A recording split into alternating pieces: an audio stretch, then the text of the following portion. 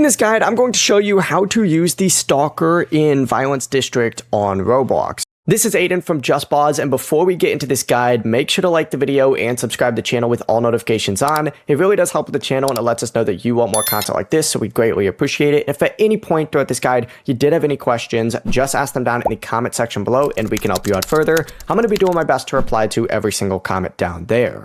Now, first things first, you need to open up the shop and, of course, make sure that you own the Stalker in the first place, which is just Michael Myers, you know, the Halloween dude.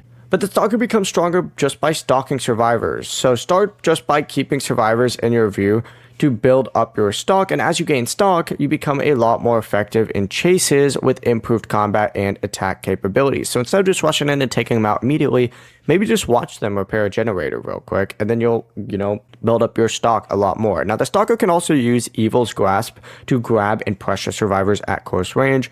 Try stalking from a distance before even committing to a chase so that you can build power without immediately forcing a survivor to run. And once you build up enough stock, close the distance and use the stronger chase abilities to secure hits and down. Before you do leave, make sure to like the video and subscribe to the channel with all notifications on. It really does help with the channel, and it lets us know that you want more content like this. We'd greatly appreciate it. And if at any point throughout this guide you did have any questions, just ask them down in the comment section below, and we can help you out further. I'm going to be doing my best to reply to every single comment down there. Peace.